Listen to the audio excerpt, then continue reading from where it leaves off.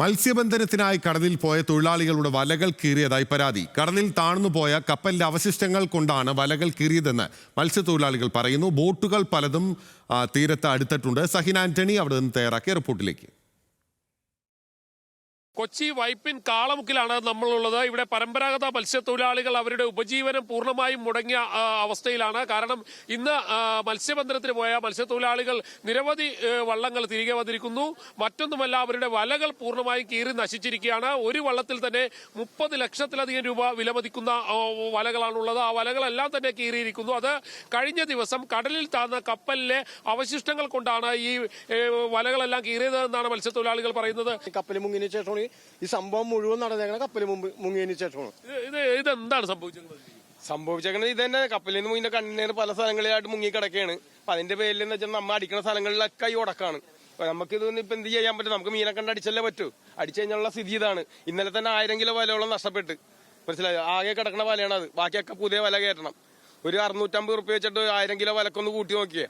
ഇത് ഒരു മിക്ക ദിവസം ഇങ്ങനെ ഇനിയിപ്പോ വല ഇറക്കാൻ കേട്ട് കിടക്കാണ്. ഒരു ബോട്ടിനാണ് സംഭവിച്ചത്. ഇത് ഒരു ബോട്ടിന്റെ കാര്യമാണ് ഞങ്ങൾ ഈ പറയുന്നത്. ഇപ്പൊ പല ബോട്ടിനും സംഭവിച്ചത്. ഇന്നലെ തന്നെ ഒരു 10-15 ബോട്ടിന് സംഭവിച്ചിട്ടുണ്ട് ഈ പരിപാടി. പല സ്ഥലങ്ങളിലായിട്ട് ഇറക്കാൻ സ്ഥലമുള്ളടത്ത് മാറി ആൾക്കാർ പണിയാണ്, പല പണിയാണ്. കടം മേടിച്ചിട്ടാണ് ഈ ചെയ്യണത് മുഴുവൻ. കിട്ടാനായിട്ട് ഒരു വഴിയില്ല. ഞങ്ങളൊക്കെ 19 കുടുംബം ഒരു ബോട്ടിൽ പണിക്കണത്. ഇതെല്ലാരും പട്ടിണിയാണ്. എത്ര ദിവസത്തേക്ക് പണി ഉണ്ടാവില്ല ചേട്ടാ? ഇനി ഒരാഴ്ച നമ്മുടെ കയ്യിലെ കാശല്ല, അപ്പൊ കടം മേടിച്ച കാശെടുത്തിട്ട് എല്ലാം ചെയ്യണം. പറഞ്ഞതുപോലെ തന്നെ 10-50 കുടുംബങ്ങൾ ഒരു വള്ളത്തിലുണ്ടാവും. അങ്ങനെ നിരവധി വള്ളങ്ങൾ, 10-30 വള്ളങ്ങളാണ് ഇത്തരത്തിൽ വലകൾ പൂർണ്ണമായും കീറി നശിച്ച ഉപജീവനം പോലും കഴിയാത്ത രീതിയിലൊക്കെ കാര്യങ്ങൾ പോയിരിക്കുന്നത്. പ്രത്യേകിച്ചും മത്സ്യത്തൊഴിലാളികളെ സംബന്ധിച്ചിടത്തോളം അവർക്ക് വറുതിയുടെ കാലങ്ങളാണ്, അതിലൂടെയാണ് കടന്നുപോയിക്കൊണ്ടിരിക്കുന്നത്. അതിനിടയിലാണ് ഈ സാധാരണക്കാരായ മനുഷ്യരുടെ വലകൾ പൂർണ്ണമായും കീറി നശിച്ചിരിക്കുന്നത്. കൃത്യമായ ഇടപെടലുകൾ അധികാരികളുടെ ഭാഗത്തു നിന്നും ഉണ്ടായില്ലെങ്കിൽ മത്സ്യത്തൊഴിലാളികൾക്ക് സംസ്ഥാനത്ത് ജീവിക്കാൻ കഴിയാത്ത നിലയിലേക്ക് കാര്യങ്ങൾ പോകും. ഈ കപ്പലിന്റെ അവശിഷ്ടങ്ങൾ കൊണ്ട് മാത്രം നഷ്ടം സംഭവിച്ചിരിക്കുന്നത് നിരവധി വള്ളങ്ങൾക്കാണ്. ഈ വള്ളങ്ങൾ എന്ന് പറയുമ്പോൾ ഓരോ വള്ളത്തിലും 50 കുടുംബങ്ങളാണ്.